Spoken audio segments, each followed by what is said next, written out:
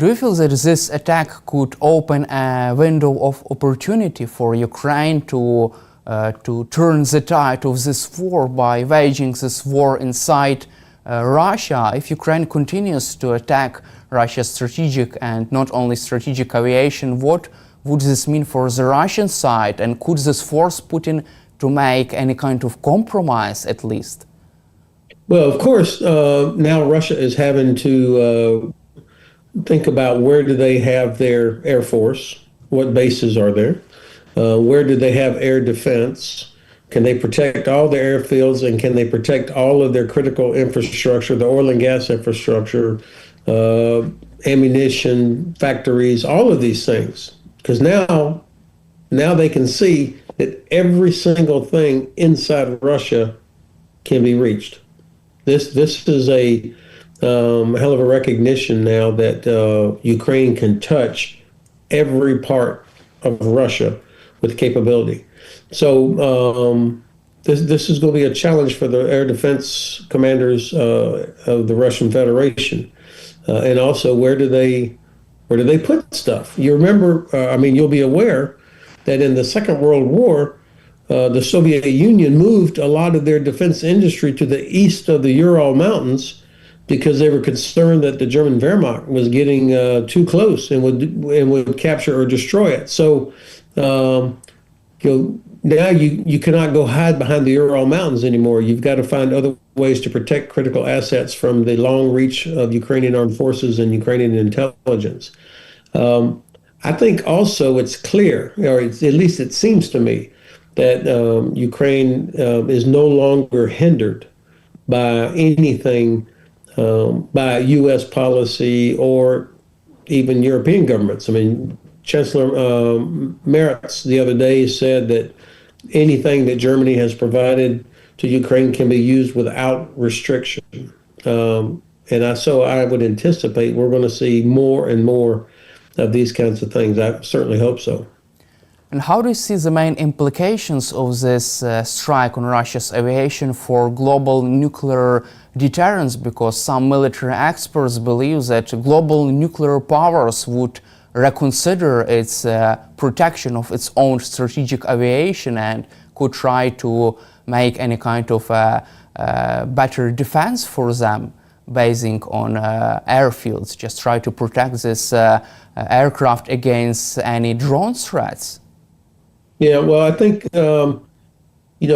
most of the European airfields that were built back during the Cold War days have, the protected bunkers and so on, but they were not designed to protect against drones.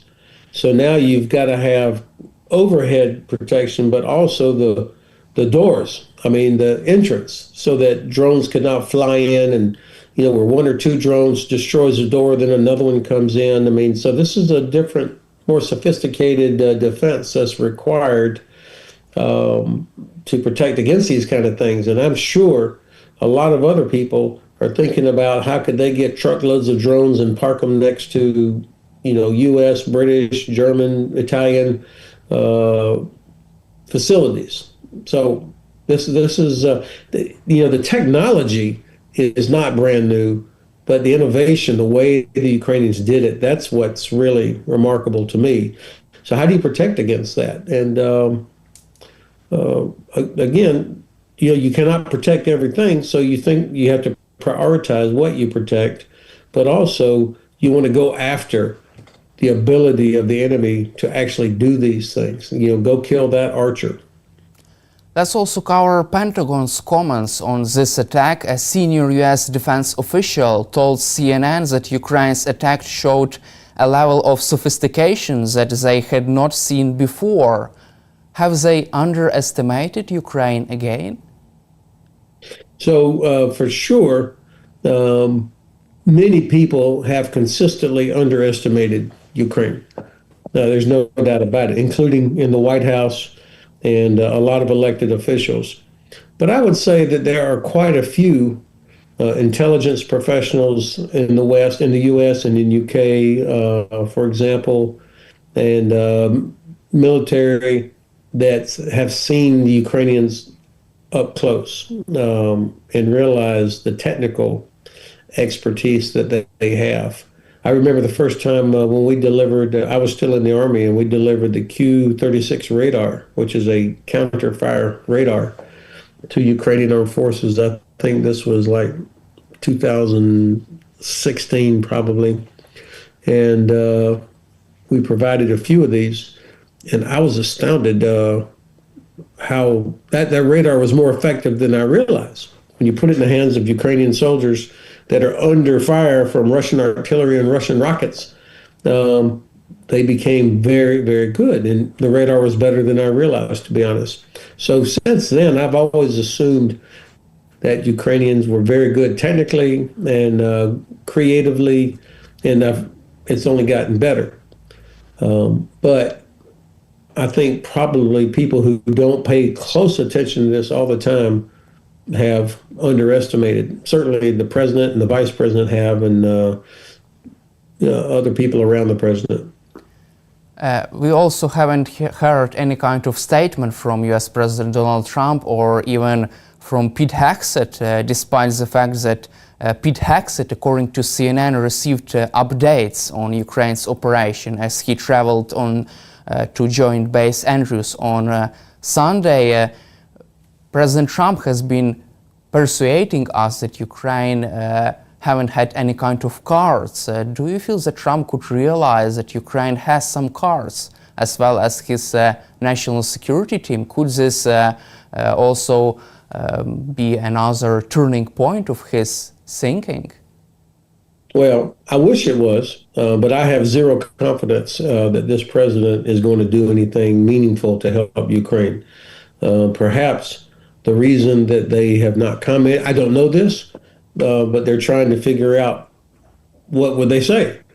I mean, because this has proved that Ukraine is not going anywhere, that they're not going to collapse, that their defeat is not inevitable, and that Russia is, in fact, very vulnerable. And so, I saw several comments from people like Steve Bannon and Michael Flynn and I think Alex Jones and others who are MAGA, have been, pro-Kremlin all along, that are connected to the administration, at least unofficially. And they came out saying this was outrageous, that, they're trying to destroy Trump's dream of a peaceful outcome and all this nonsense. But I haven't seen anything from the administration. Now, of course, the U.S. got rid of, or the administration got rid of National Security Advisor Waltz. So Secretary Rubio has National Security Advisor and Secretary of State. They have not filled all the positions in the administration, including in the Department of Defense. So I think that they don't have enough people in place to do what needs to be done and to do the analysis and to think about it. And they've got knuckleheads that are the spokeswoman for the Department of Defense. It's terrible. And she's absolutely a Kremlin versteher, supporter. So they probably are trying to figure out what the hell to say. And I think even some European countries also are not sure what to say because they were so surprised by this. From your perspective, should U.S. President Trump be ashamed of his comments that Ukraine doesn't have the cards, at least after this attack on Russia? Yes, of course he should, but he has no shame. I think that the approach of the Trump administration from the beginning has been doomed to failure. They never understood the culture, the geography, the history, why Ukraine was fighting. They never could even say that Russia was the aggressor. They wanted Ukraine to give up land from the very beginning. I don't think that they actually care about Ukraine per se, and sovereignty and these kind of things. So, and then they put people that are incompetent, like Mr. Witkoff and General Kellogg, in charge of the negotiation. So, should they be ashamed? Of course. But the problem is that, they're on the wrong side of this conflict. It's not in the best interest of America. So most of the Congress supports Ukraine even the Republican members of this administration. I think because they're not motivated by moral principles, I think they don't know what to do on this. Also, according to the Wall Street Journal, Trump's administration is considering to impose sanctions against Russia. Do you have any kind of expectations that this decision would be made by Trump and his team? Well, of course they should. And he's been talking about it for months. He said 2 more weeks, 2 more weeks, 2 more, and they never do it. I don't know what they're waiting on. So I think that I have to say, unfortunately, and for me it's embarrassing that I have no confidence that this administration is actually going to do it. Now, the Senate has put together a very, very strong sanctions package. And I saw today that the Speaker of the House, Mr. Johnson, says that many members of the Congress support it also. So what are they waiting on? I mean, they have enough that they could do it without the president, but I think that the Republican leadership would prefer to have the president, give the go-ahead to do this. And maybe he will. I mean, I'll be very happy to say that I was wrong if he does come out and say that they're going to do it. And you would think he would, because the Russians have mocked him. They've shown they have zero respect for this administration. So I don't know why he is not using all the leverage that he has. Also, Ukraine has participated in another round of negotiations with the Russian team in Istanbul. However, Russia demanded unrealistic concessions from Ukraine. According to their so-called memorandum, they demanded full withdrawal of Ukrainian troops from its own 4 regions and also other unrealistic concessions from Ukraine. Do these negotiations have any kind of sense? I have to say I'm impressed with the patience and the tolerance of the Ukrainian side to put up with this vulgar nonsense and these demands. I don't think anybody in Ukraine is surprised by the Russian approach. But I have confidence that the Ukrainian government knows how to do this, and if it's worthwhile to keep sending a team there to keep the door open or whatever, to make sure that nobody in Europe or the United States would say that Ukraine is not interested in negotiation. But that the maximalist position the Russians came in on Monday, not a surprise. I suspect if it helps Ukraine get back any children and any wounded prisoners, maybe that's worthwhile. Let's cover also Russia's war aims. According to Bloomberg, Vladimir Putin is confident that his army will be able to break through Ukrainian defense lines and capture the whole 4 regions of Ukraine until the end of this year, according to Bloomberg's sources close to Kremlin. Do you believe in that, and what are their chances to do so? Yeah, I don't see that as a likely outcome. Of course, it's possible, and because Russia is willing to just keep feeding people into the fight, and they don't care about their own casualties, it's conceivable that they could keep trying to overwhelm Ukrainian defenders. But I don't see that happening. Assuming that Ukraine is able to continue to grow its own defense industry, and assuming that other countries continue to provide some support to Ukraine, even without the United States, then I think that it's hard to imagine a breakthrough. I mean, Russia does not have, as far as I can tell, they don't have the mobile forces, the capability that can do that. And because of the overwhelming numbers of drones that are out there, it's very difficult for anybody to move within 20 kilometers of the front line. So you'd have difficulty massing a force, even if you had it, to be able to break through and go somewhere. So it seems to me that what we're seeing now is what we're going to see for the rest of the year, unless something dramatic happens from the outside. And also, do you believe that they can cross the Nippro River? Because Putin seems to believe in that. If you want to take the city of Kherson, you have to cross this maritime obstacles at Nippro River. What is your take on that? Yeah, well, I think the Russians have shown they do not have the capability to conduct an effective river crossing. Every time they've tried, they've been crushed. So I almost hope they try again because, the Ukrainians know exactly where they would come. They would be very vulnerable to any kind of drones. I mean, I just don't see it happening, at least not in the traditional sense. I mean, maybe there's a way to do certain things, and I'm not prepared to say that the Russians are too dumb to do it. I just don't see them having the capability to be able to do that. It's hard to imagine that. Also, Vladimir Putin has ordered to create so-called buffer zone along the border with Ukraine. Russians have launched offensive inside the Sumy region. However, they have been halted. This offensive has been halted by the Ukrainian armed forces. What is your assessment of this battle inside the Sumy region of Ukraine?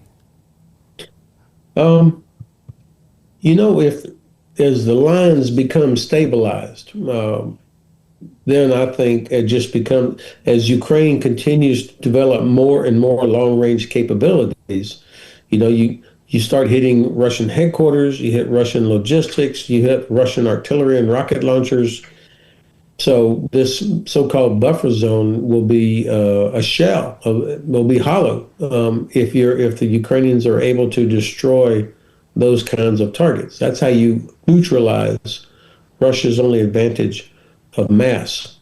Plus, I think that Ukrainian special forces and Ukrainian intelligence are just operating at a different level than what the Russians are able to do.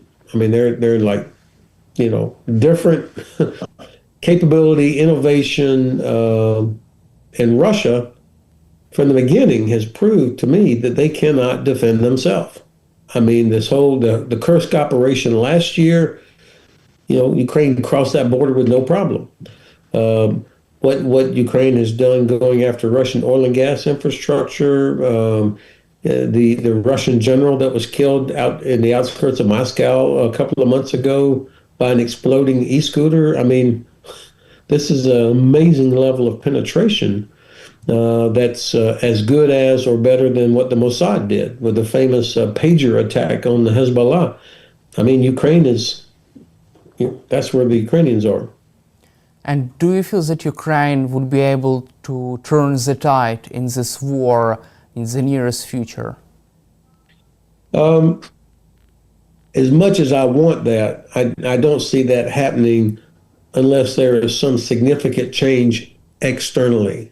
Whether that's in the form of delivery of significant amounts of new capabilities, or real economic pressure on Russia. The stopping of the so-called shadow fleet vessels coming out of the Baltic Sea and the Black Sea, and more destruction of the Russian oil and gas infrastructure, so that they can no longer make the money that they need from sales to India and China. I mean, that would be real pressure. But it's going to take something like those two things: real significant quantity and quality of external support and real economic pressure will be what turns the tide finally, I think. Now, of course, nobody knows exactly what's going on inside Russia. I mean, it's not a transparent society. I would never rule out the possibility of something happening inside the regime. We'll see, but I'm not assuming that's going to happen anytime soon. Thank you, General Hodges, for your time and for your support for Ukraine, and glory to Ukraine.